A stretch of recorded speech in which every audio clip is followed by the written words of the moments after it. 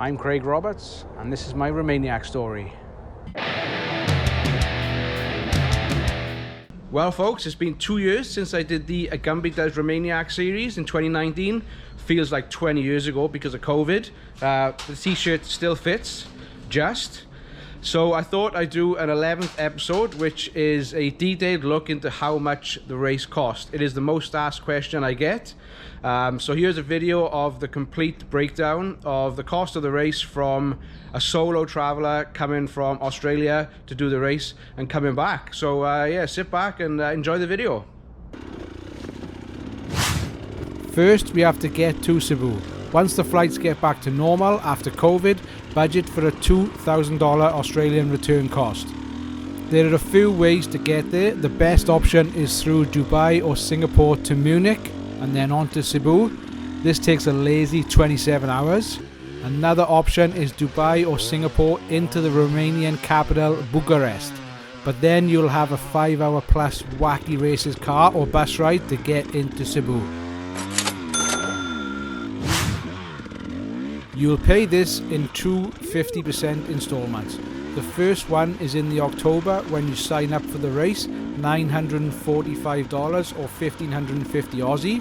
The second is in the June before the race, another 1,550, so $3,100 in total.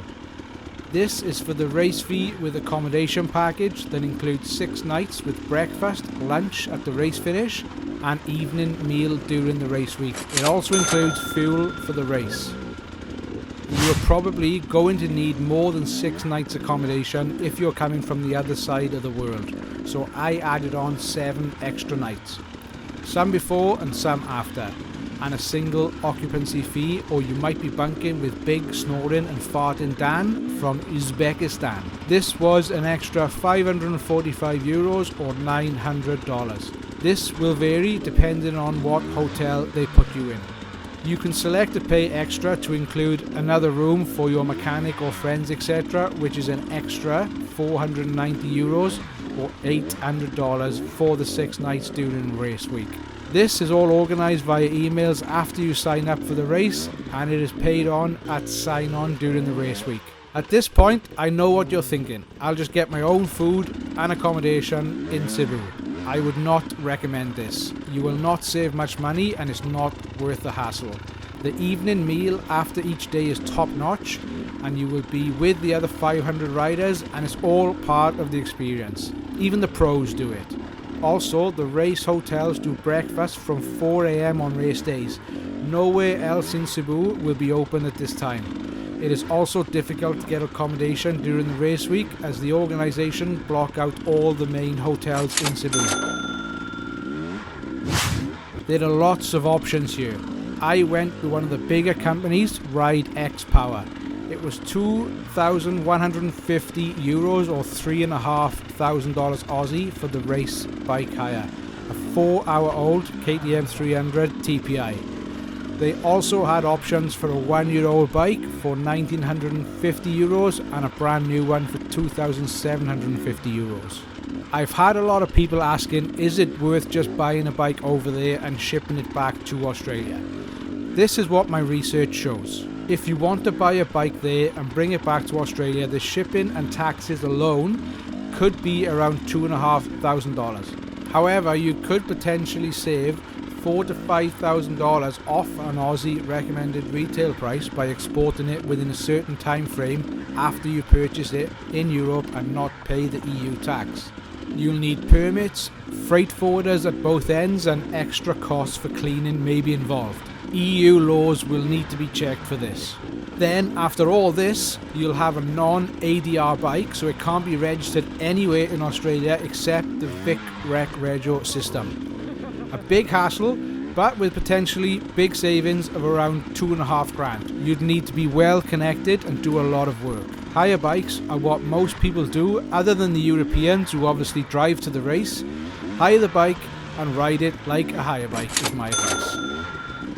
So you're looking at €790 or $1,300 Aussie for the base service package. This covers bike maintenance and labour costs at the midday service point and the overnight service point. It also covers food and drinks at the halfway point and insurance for a mid-Carpathia mountain rescue or bike fix if needed. For an additional €490 or $800 Aussie, they had a VIP service package, which had a few good items, but the main ones were transport to and from the end of each day. Sometimes there was a 90-minute ride to the start of the race. Trust me, you do not want to do this at 5 AM. They also picked up your GPS at the Parc Fermé at 4 AM, which was a taxi ride away from the hotel. You want to make these 4 days as easy for you as possible. Unfortunately, this means handing over your hard-earned cash. Trust me, you will not regret it. All the bike parts that you need are extra to the service package cost. They keep tabs on these and you pay at the end of the race. My cost was for 4 rear tyres, 2 fronts, 2 rear mousses, tagger straps, spare levers and spark plugs. This came to €700 or 1100 Aussie. The general rule is if you break it, you pay for it. But if it's not your fault, for example, my clutch went after 4 hours on a practice day and they covered the cost. It's a fair system, it works. With the licensing system, working backwards to get a FIM license, you'll need a domestic Australia license. And to get this, you need to be a member of a club. So in 2019, it was still FIM for Romaniacs. This was $185. Then a $320 for a national MA license and a normal club membership of $20 or so. So $500 all up. The system has changed since. Now they use FRM licensing, which is the Romanian licensing system. So it will be cheaper from now on. You will need to get used to the bike and the conditions in Romania, so you will need a few warm-up days. I had 3 days in the lead up to the race with the bike hire, fuel and a tour guide. That came to another €575 or 1,000 Aussie. GPSs in Romaniacs are used for 3 reasons.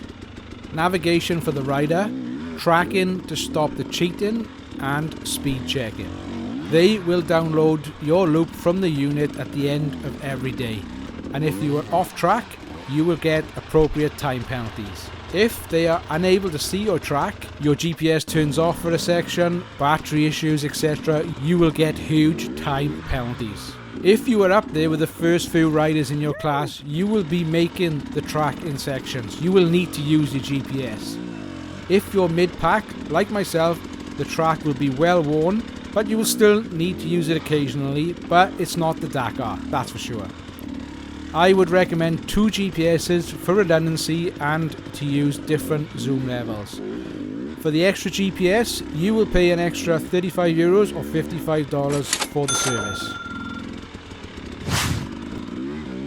So with the camera package, you film the race, they own all your footage and you'll get it sent back to you 2 weeks after the race via Google Drive, minus a lot of sections. You will get back 80% of what you filmed. You'll pay €110 or 180 Aussie for this service. Flares. Yes, you need flares. They are for emergency purposes. You will need them along with emergency blanket, mirror, pencil, torch, rain jacket, etc. You can't take the flares home with you, but they will cost you another €100 or 160 Aussie. Obviously this will vary, but I'm talking about food outside of the race week and normal day-to-day stuff. I spent €600 or another $1,000 Aussie in 2 weeks. The after party can also be very expensive when you include the drugs. The drugs of choice after Romaniacs are mainly Panadol and ibuprofen. So that's a grand total of €9,600 or 15,700 Australian dollars. Oh. And don't forget, this is just the amount from leaving Australia to coming back.